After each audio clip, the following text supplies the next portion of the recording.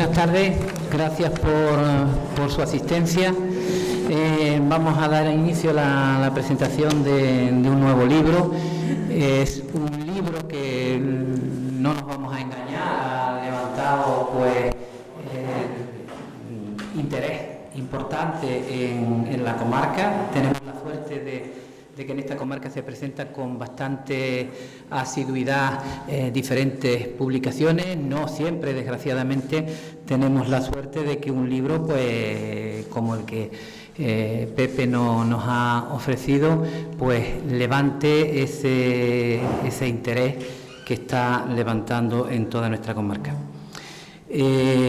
José Veneroso Santos es licenciado en Geografía e Historia y en la actualidad prepara su tesis doctoral en el Departamento de Historia Medieval y Moderna de la UNED. Es yo diría que es una tesis también que se anticipa ya interesante, porque es una revisión de la entrada de los árabes y los bereberes en la península ibérica. Es una cuestión también que ha motivado diferentes polémicas por historiadores de talla, y bueno, pues estamos también deseosos de poder acceder a ese trabajo. Desde hace años mantiene también abierta una línea de investigación sobre la injerencia británica y el papel desarrollado por Gibraltar en la Guerra Civil Española, así como las consecuencias de esta contienda. Y bueno, no es nuevo en esta casa, ni mucho menos. A Pepe lo conocemos desde hace bastantes años. Él forma parte del consejo de redacción de la revista de estudios sanroqueños LACI. Y no solamente eso, sino que también es un colaborador habitual de la revista Alameda, la revista municipal de aquí, y de otras revistas de la comarca especializadas como Aljaranda, Alcantir, Laci, como les decía al principio, y alguna otra más. También hizo un interesante trabajo junto con otros historiadores como José Antonio Pleguezuelos y nuestra archivera, la archivera municipal Adriana Pérez, las ordenanzas de Gibraltar 1525-1623, una aportación muy interesante de estos tres autores, obra que apareció en el año 2006. Como decía, forma parte de diversos proyectos de investigación. Asimismo, es miembro del Instituto de Estudios Campos Gibraltareños en la sección primera de Geografía e Historia. Del mismo modo, es autor de artículos y ponencias en jornadas y congresos. En torno a este libro, que he tenido la oportunidad de acceder, de leerlo, voy a limitarme si ustedes me lo permiten, a una reseña que recientemente, con ocasión de su aparición, tuve la oportunidad de publicar, y bueno, algunas de esos párrafos les voy a dar lectura, y con ello hago introducción a la obra de Veneroso. Aunque no es una investigación nueva, su autor ya hizo pública diferentes ponencias sobre ello. El libro del historiador linense José Veneroso Santos, Franco en Gibraltar, marzo de 1935, es el libro que hoy presentamos, viene a arrojar nueva luz sobre el papel de Gibraltar durante la última Guerra Civil Española, para quienes hemos abordado, yo muy modestamente, muy poco conocedor de esta cuestión, pero de alguna manera la he abordado. Viene a confirmar de alguna manera las tesis que yo he venido de alguna manera también manejando, estudiando. Una realidad, confirmar una realidad lejos de una cierta idealización que a lo mejor se ha mantenido durante bastante tiempo. Leyendo esa reveladora obra de Veneroso puede apreciarse los estrechos lazos de la oligarquía económica española y gibraltareña, fundamental para el pacto contra el gobierno legítimo republicano. A lo largo de sus páginas se da cuenta del cúmulo de intereses de índole militar, político y económico que a su vez situaban a Gran Bretaña como colaboradora esencial de los militares reverdes, teniendo a Gibraltar como pilar imprescindible. La visita del general Franco a la ciudad, el 8 de marzo de 1935, tenía como objeto, siguiendo las tesis del libro de Pepe Veneroso, obtener los apoyos necesarios para el golpe de Estado y probablemente, en caso de fracaso, obtener refugio en la colonia. Con el apoyo económico del potentado español Juan March, el futuro dictador encontró puertas abiertas cuando se trasladó a Gibraltar junto al coronel Luis Martín Pinillos y otros conspiradores. Si de este lado el empresario balear, con importantes propiedades, por cierto, en la comarca, era el valedor de Franco, tras la frontera le esperaba con los brazos abiertos, decía el gobernador Charles Carrington y el representante de los comerciantes gibraltareños Lionel Imosi. Imosi se encargó de promover el apoyo de las grandes petroleras para el aprovisionamiento de los rebeldes y de la entrega de dinero, a veces a fondo perdido, como nos ilustran las páginas de este libro, al mismo tiempo que negaba el carboneo a la escuadra gubernamental. En esa colaboración acordada en la reunión mantenida en el gibraltareño Los Hotel, se pudo incluir temas que probablemente nos abran a los investigadores que traten este tema vías de investigación, por qué se retiraron las unidades de la Royal Navy y pusieron rumbo a Malta, que pudo facilitar de alguna manera el tránsito, la navegación de los barcos de las fuerzas golpistas y la utilización del sistema de comunicación militar del Peñón por parte de un general monárquico, el general Kindelan, lo que le permitió a este comunicarse en los primeros días del alzamiento con Lisboa, Roma y Berlín, en esas primeras fases. A través de la frontera gibraltareña sabemos que se incorporan al ejército sublevado algunos miembros del ejército italiano y que, bueno, pues contaron con la logística británica para que ello ocurriera. Son algunos ejemplos de los muchos que vienen a ilustrar en estas páginas, no un episodio que yo entiendo que no es, por supuesto, aislado, como a veces se ha querido mostrar, sino un capítulo imprescindible para que el golpe, encaminado desgraciadamente a guerra civil, pudiera salir victorioso. Posteriormente, Inglaterra se convertiría en protectora del régimen franquista. Cuando Stalin exigió derribar a Franco, siempre, dice ya en sus memorias, el primer ministro Churchill, siempre consideré que España, cuando los desembarcos en el norte de África, prestó un destacado servicio a Gran Bretaña y a los aliados, escribió el premier británico, refiriéndose a cómo Franco miró para otro lado cuando se construía el aeropuerto del Peñón.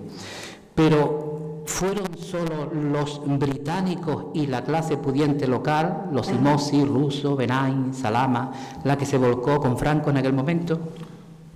Otras vías que se abren a la investigación. En trabajos anteriores, yo personalmente he aludido a la clara simpatía de la sociedad gibraltareña con los rebeldes y el sentimiento antirrepublicano de la misma.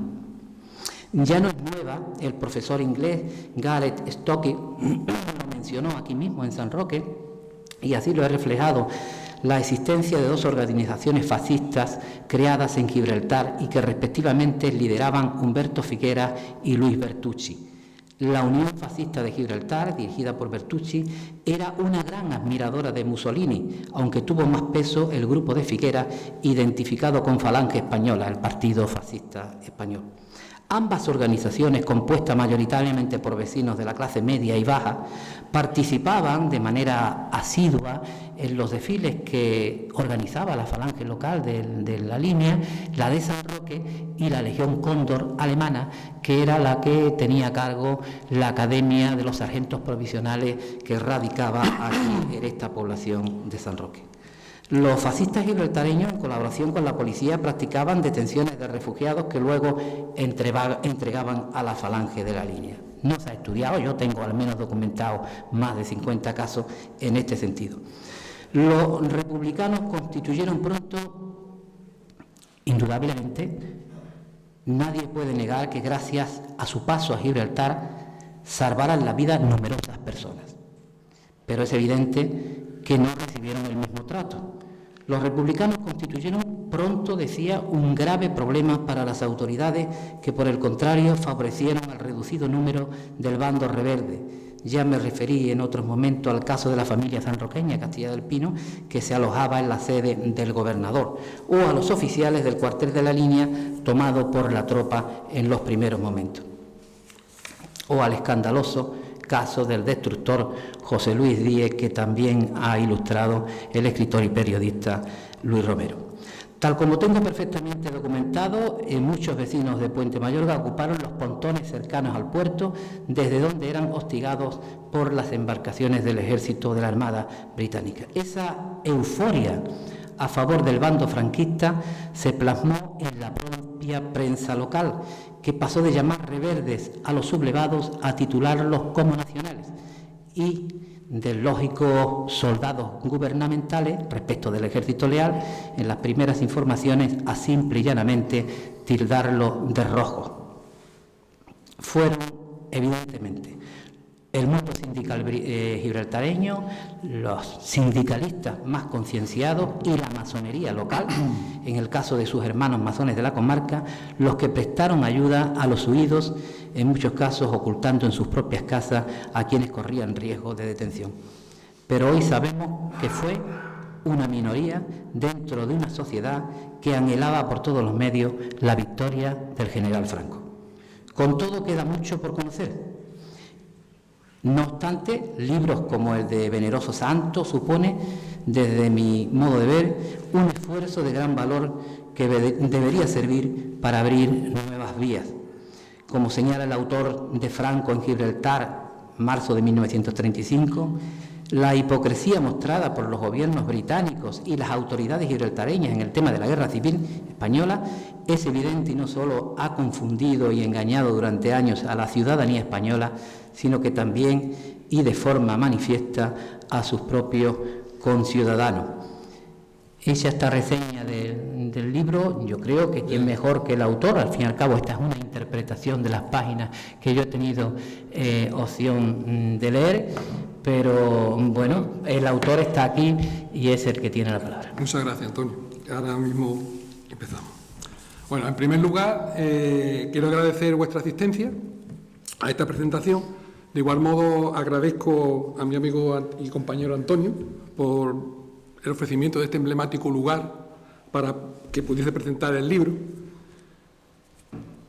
Para mí es una gran satisfacción poder hacerlo aquí, fundamentalmente por tres razones. Primera, porque San Roque es un referente cultural de la comarca. Segundo, porque siempre esta ciudad me ha acogido con un gran cariño que es recíproco y donde me siento como en mi casa. Y tercero, no por eso menos importante, porque la gran cantidad de amigos que tengo aquí. Bien, todos los libros tienen su historia y este no es una excepción. La historia de este libro comienza en diciembre de 2008, en el Archivo Municipal de Gibraltar. Desde septiembre de ese año venía consultando su hemeroteca para un trabajo que estaba preparando sobre la injerencia británica en la Guerra Civil Española y el papel jugado por Gibraltar. Cuando hojeando un ejemplar del Gibraltar Crónica del 9 de marzo de 1935, localicé una breve reseña en la que se hacía mención a una visita realizada por Franco a Gibraltar el día anterior, es decir, el 8 de marzo. Desde ese momento, todo lo que yo traía entre manos pasó a un segundo plano. Consideré necesario profundizar en un hecho que era totalmente desconocido para mí. Pero mi interés creció aún más cuando comprobé al poco tiempo que, además de Franco, habían estado Martínez Barrio, que coincidió con él ese mismo día, Sanjurjo, que llega a los pocos días, el 26 de marzo, y más tarde, el 29 de abril, también Rico Abelló, en esa fecha alto comisario de España en Marruecos.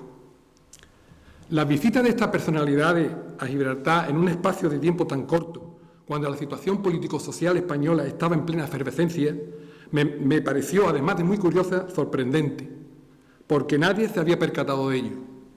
Ni los más renombrados biógrafos de Franco, como Preston, Paine, Viña, etc., ni la historiografía más especializada de la Guerra Civil Española habían dicho algo al respecto. Y si en algún momento se tuvo noticia de este suceso, nadie lo creyó interesante ni le concedió la relevancia que en realidad tenía. En mi caso, y desde un principio, lo consideré fundamental para entender una serie de hechos posteriores que creía que no habían sido suficientemente investigados. Por otro lado, y al mismo tiempo, hablamos de finales de 2008, se llevaba a cabo en el Instituto de Estudios Campo-Gibraltareño un interesante proyecto denominado Proyecto 2010, en el que cada miembro podía invitar a algún investigador Nobel a participar en la investigación que en ese momento se llevaba en curso. La idea era fomentar esta actividad y preparar una comunicación para las jornadas de historia del campo de Gibraltar que se iban a celebrar en Jimena en 2010.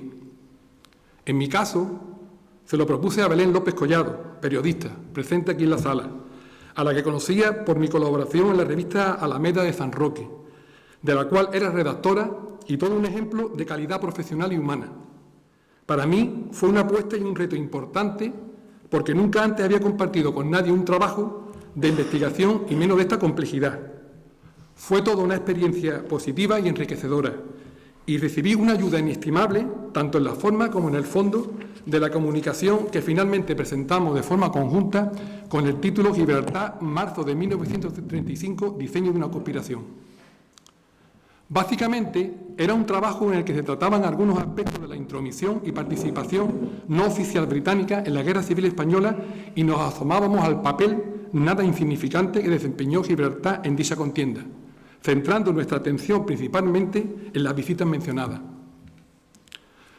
La incomodidad que produjo esta noticia, al menos la visita de Franco, era difícil de justificar. Tras nuestra exposición, fue palpable en el ámbito político-social como en el académico allí presente.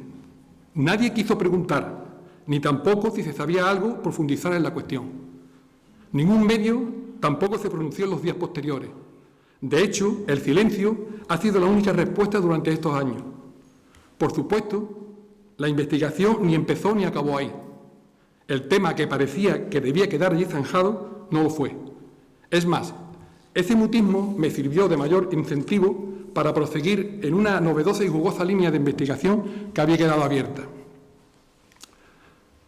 Más recientemente, en 2016, ese trabajo presentado en aquella jornada, cuyas actas fueron publicadas con bastante retraso en la revista Almoraima número 41 en 2014, fue rescatado y rebautizado como Franco en Gibraltar y sus consecuencias por don Salustiano del Campo, quien se puso en contacto conmigo para solicitarme presentar dicho trabajo como tema de exposición y debate en la Academia de Ciencias Morales y Políticas en Madrid, lo que acepté gustosamente y concederé un alto reconocimiento. Semanas más tarde fue comentado este trabajo con el título El día que Franco visitó Gibraltar por varios periódicos como Diario de Cádiz y Europa Sur, de fecha de 1 de mayo de 2016, pero haciéndose eco de lo que expuso el profesor del Campo en Madrid y en un breve artículo posterior, y en los que apenas se hacía mención al trabajo original presentado 6 años antes, es decir, en octubre de 2010. Vendría bien el caso, a tenor de lo publicado por estos diarios, y como a menudo desgraciadamente suele ocurrir en el campo de la investigación, hoy mismo lo he podido de nuevo comprobar, el dicho tan extendido entre los investigadores que dice: yo levanté la liebre para que otro lo cazara.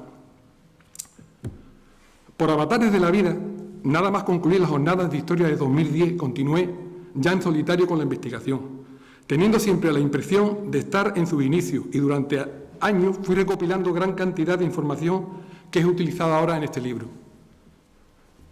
Bien, esta obra puede ser de interés porque aborda una serie de hechos hasta ahora pocos investigados, y también porque da respuestas a cuestiones que no estaban nada claras con respecto a la injerencia británica en la Guerra Civil Española y las acciones desarrolladas por Gibraltar. Distintos factores y elementos que irrumpían en la escena bélica española son analizados y sirven para vertebrar en gran medida el meollo de esta investigación que considero las citadas visitas. En particular y de forma destacada, la realizada por Franco a Gibraltar en 1935 y la reunión mantenida ante la atenta mirada de Juan March con autoridades británicas y destacados miembros de la oligarquía empresarial gibraltareña en el Rock Hotel. La visita de Franco, el 8 de marzo de 1935, se produce en un momento crucial porque el militar se dirige a Marruecos para tomar posesión de su nuevo cargo, jefe superior de las fuerzas militares del Protectorado Español, con lo que esto representaba: tener a su disposición y bajo directo mando la fuerza más experimentada y mejor preparada del ejército español. Franco se presenta en Gibraltar no solo como la mejor opción para arreglar los problemas del país, sino también como la solución que necesitan los británicos para defender sus intereses en España. En 1935, el ambiente tanto en Gran Bretaña como en Gibraltar con respecto a España es de absoluta desconfianza debido a su deriva política. De este modo, acude con convicción y firmeza, mostrando de forma clara y precisa que su intención ya no es regenerar ni incluso sustituir el sistema republicano. Su postura representa un viraje en la ideología, en los fundamentos de un inminente golpe de Estado, sobre todo en su concepción y finalidad, que hasta hacía poco tiempo estaba siendo gestado por los elementos monárquicos o muy próximos a esto. No contempla una conspiración que conduzca a un gobierno cívico-militar, y así lo expone a los británicos. El golpe es contra el modelo republicano y es ante todo militar y realizado por militares que él personalmente dirigirá. A partir de ahora, la cuestión política aparecerá definitivamente en un segundo plano. La implicación y el grado de compromiso asumido por importantes personalidades británicas y dirigentes y empresarios gibraltareños facilitarán sus planes y fueron sin duda determinantes, porque considero que Gibraltar se erigió en centro neurálgico y de contacto entre los conspiradores y las ayudas extranjeras, y además y con absoluta certeza fue de gran ayuda en la coordinación de los primeros movimientos tácticos de los militares insurrectos. Estaba pendiente, por lo tanto, un detallado estudio que tratase la implicación británica en los acontecimientos españoles y las acciones llevadas a cabo desde Gibraltar. En esta obra se abordan ambas cuestiones y para ello he creído necesario, dada la complejidad que presenta todo estudio en el que aparece Gibraltar, sea desde el ámbito que sea desde el que se realice, repasar varias cuestiones y aspectos que ayudarán y que creo imprescindibles para conocer cuál era la situación y el posicionamiento de la colonia británica en 1935. De este modo, en esta obra nos acercamos a la problemática existente prácticamente desde la ocupación británica en torno a su economía, sociedad y política, en particular con respecto a España. Se ha fijado la atención en una serie de personajes que por su participación e implicación en los hechos adquieren un gran protagonismo y no se entenderían muchas de las consecuencias de sus acciones si no se ahondaran en sus vidas. Así, nos detendremos de forma detallada en varias figuras como Juan March y Pablo Lario, ejemplo de britanización el primero y de españolización el segundo. Ambos sirvieron de nexo entre las autoridades británicas de Gibraltar y elementos antirrepublicanos españoles, en su mayoría personalidades militares que posteriormente se sublevarían. Otras personas que también se vieron en mayor o menor medida implicadas de alguna forma fueron Alejandro Lerroux, José María Gil Robles, Alcalá Zamora, Diego Martínez Barrio, Fernando Suñer, José Antonio Primo de Rivera, Rico Abelló, Fal Conde, Charles Harrington, Alexander Beatty, Bachi Sájarov, Lionel Imosi, George Gallero, Jorge Russo, Torquil Ribet, Samuel O'Hara, Alan Hirga, William Fisher o el mismo Winston Churchill, entre otros, y un grupo de militares rebeldes entre los que destacan Emilio Mola, Joaquín Fanjul, José Enrique Varela, Alfredo Quindelán, Juan Yagüe, Juan Luis Beiverdé, Gonzalo Coipedollano, además evidentemente de Sanjurjo y Francisco Franco. Todos ellos irán apareciendo e interviniendo en su momento, modelando en mayor o menor proporción los acontecimientos. Bien, para todo esto, además de las consultas en archivos y bibliotecas, visitas a instituciones y búsquedas en colecciones privadas, etc., he utilizado de forma generalizada la consulta de varias hemerotecas convertidas en la principal fuente de información. Los datos extraídos han sido analizados, cotejados y cruzados con otras informaciones halladas en otras fuentes documentales. Tampoco ha faltado un exhaustivo trabajo de campo con reuniones y entrevistas con personas, muchas relacionadas directa o indirectamente con lo investigado, que podían aportar luz a esta cuestión, como la ofrecida por la familia Gallero, conocido empresario gibraltareño, en su residencia El Porfín, en Sotogrande, en agosto de 2016.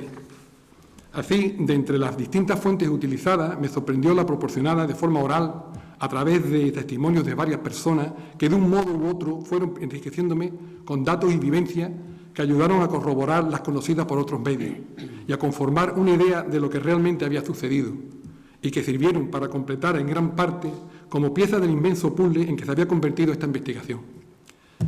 El poder contar con un gran número de testimonios de personas ha sido una extraordinaria aportación, personas a las que siempre estaré agradecido. La investigación no ha sido en ningún momento fácil. Escollos y contratiempos han aparecido por doquier. Aún así, seguí durante años trabajando en este tema, a veces con periodos de buena fortuna informativa y otras totalmente de desasosiego, pero siempre avanzando. También es cierto, ante mi sorpresa, que mucha información inicialmente localizada y consultada desapareciese posteriormente sin saber exactamente el porqué. Se trataba sobre todo de datos económicos, acuerdos, transacciones y apuntes contables de muchos de los comerciantes locales gibraltareños. Claro ejemplo de todo esto fue lo sucedido una mañana, ya 2 años después de iniciar la investigación, cuando me acerqué al archivo y comprobé que donde había estado depositada una carpeta con un importante número de documentos ya no estaba. Y al preguntar al encargado me dice que la semana anterior se había estado pintando las dependencias y que seguramente se había puesto en algún otro lugar. Figúrense lo que esto podría significar, como hasta el momento ha sucedido, la imposibilidad de poder volver a consultar los documentos. En otra ocasión observé que el orden de otra serie documental perfectamente localizada y examinada anteriormente se había visto alterado, incluso que habían desaparecido algunos de los documentos antes allí clasificados, de los que nadie tenía noticia y de los que aún espero volver a consultar.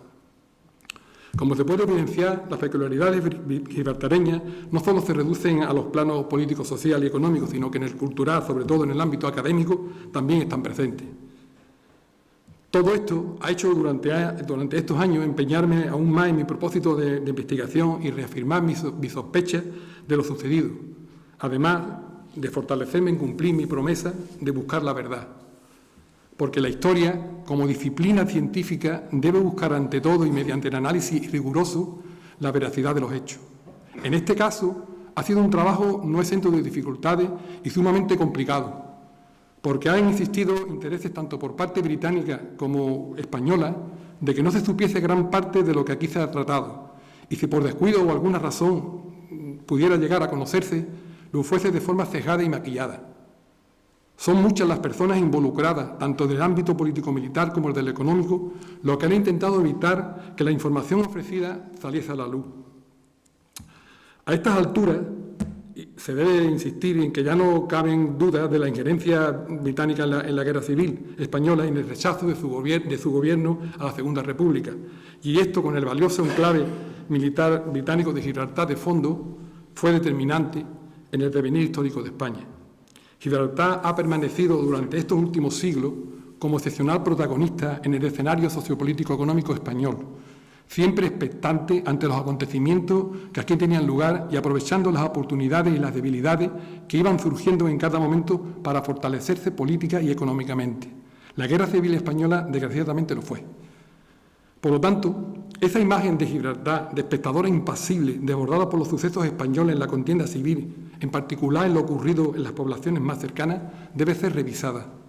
Muchas de las acciones realizadas desde allí, con el consentimiento de las autoridades inglesas y gibraltareñas, fueron concienzudamente preparadas, formando parte de una estrategia y resultaron ser a la postre determinantes en la evolución de los acontecimientos españoles, en particular en los inicios de la guerra. En este conflicto bélico, como en todos los conflictos bélicos, se dieron una serie de condiciones para hacer negocio, que los empresarios gibraltareños, amparados por Gran Bretaña sin el menor escrúpulo, no desaprovecharon. De hecho, muchas de las más importantes fortunas de la zona, incluyendo así también las de este lado de la frontera, fueron logradas en su mayor parte durante la Guerra Civil y los inmediatos años de la posguerra. Pero es evidente que la influencia de los intereses económicos locales, por la causa de los militares rebeldes, ya se dejó notar y con bastante intensidad desde mucho antes de julio del 36.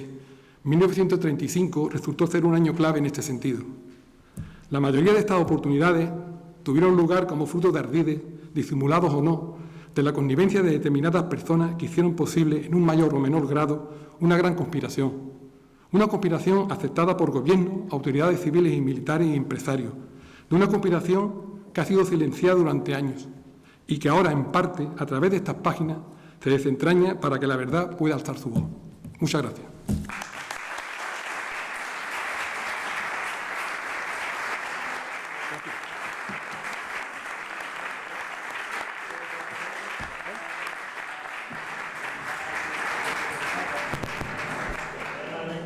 Agradecerles la atención, felicitar al autor. Yo creo que va a marcar a partir de ahora una línea de partida. Estoy convencido de que será así para los investigadores que llevan mucho tiempo. Me consta de que hay compañeros que están investigando en la línea de sacar a la luz la realidad, la verdad, al fin y al cabo, nos podrá molestar más, nos podrá molestar menos, pero es la verdad y como tal hay que aceptarla, para bien y para mal. Bueno, pues agradecerles la atención, y si alguien quiere adquirir el libro, pues el libro vale, y la firma del autor también vale bastante, ¿eh? Muchas gracias. Gracias, Antonio.